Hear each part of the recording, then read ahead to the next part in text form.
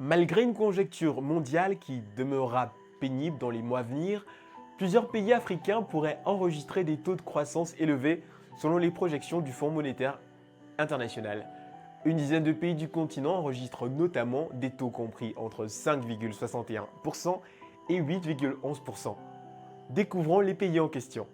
Installe-toi devant ton écran et profite de la chronique économique d'Investir Innovant d'Afrique TV. Je te retrouve juste après le générique.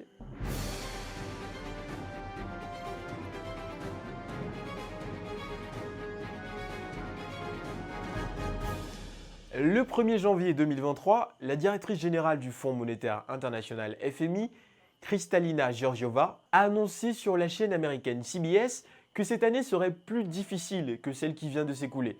Selon elle, on s'attend à ce qu'un tiers des économies soient en récession cette année. Ces propos confirment les prévisions faites en octobre 2022, lorsque le FMI avait annoncé que plus d'un tiers de l'économie mondiale se contracterait et qu'il y avait 25% de chances que le PIB mondial augmente de moins de 2% en 2023.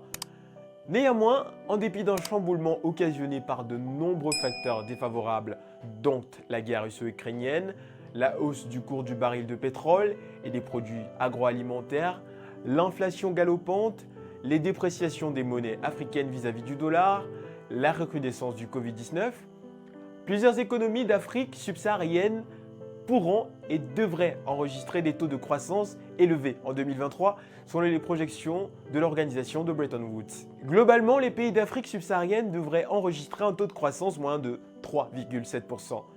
Mais une dizaine d'entre eux vont afficher des croissances largement supérieures à cette moyenne.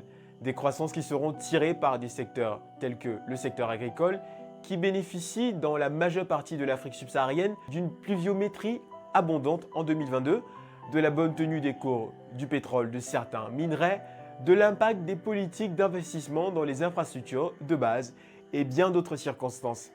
L'Afrique de l'Ouest domine le top 10 des pays d'Afrique subsaharienne qui réaliseront des meilleurs taux de croissance économique en 2023 avec 6 représentants. La palme devrait revenir au Sénégal avec une croissance prévisionnelle estimée à 8,11%.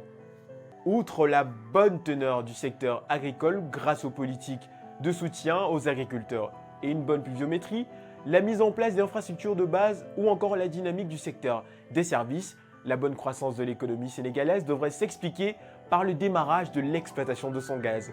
Cette manne devrait booster l'économie sénégalaise qui a été affectée comme ailleurs sur le continent par les effets de la guerre Russie-Ukraine, notamment la flambée des cours des carburants et des produits agroalimentaires. L'exploitation et l'exportation du gaz, mais aussi du pétrole, devraient ainsi améliorer les finances publiques du pays, la balance des opérations courantes et contribuer à dynamiser l'économie nationale. En deuxième position, le Niger arrive avec une projection de croissance de 7,29%, à l'instar du Sénégal. En plus de l'impact d'une bonne pluviométrie, cette croissance devrait être tirée par la forte hausse de la production du pétrole du pays, devant passer de 20 000 à 100 000 barils par jour. La République démocratique du Congo, abrégée RDC, devra afficher la troisième meilleure performance en Afrique subsaharienne en termes d'évolution du produit intérieur brut, avec une croissance de l'ordre de 6,72. Ceci grâce notamment à un meilleur apport de son important secteur minier qui bénéficie de la forte demande des minerais stratégiques pour la transition énergétique tels que le cobalt, le lithium, le cuivre ou de la graphite. Quant au Rwanda, il pourrait être quatrième.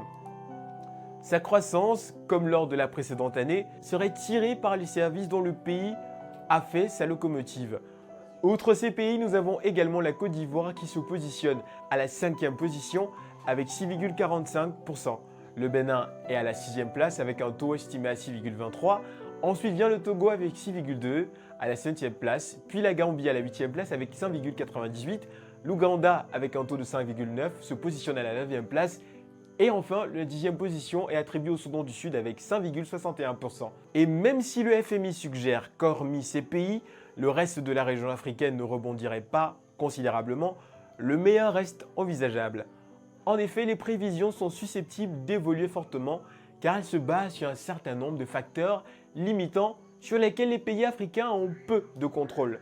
Parmi ceux-ci figurent l'évolution de la crise russo-ukrainienne durant les mois à venir et son impact sur les cours du pétrole, les produits agricoles tels que le blé, les oléagineux ainsi que les engrais. Nous avons également la possible nouvelle crise de la pandémie du Covid-19 avec le nouveau variant Covid-Omicron XBB. Et toi, devant ton terminal numérique, es-tu d'accord avec ce classement effectué par le Fonds monétaire international? As-tu d'autres pays d'Afrique subsaharienne en ligne de mire de la croissance économique en 2023?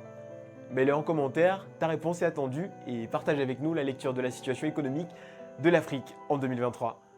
Et surtout, après avoir liké la vidéo, n'oublie pas de t'abonner et de cliquer sur la cloche de notification pour recevoir toutes nos nouvelles vidéos dès leur mise en ligne. À la prochaine!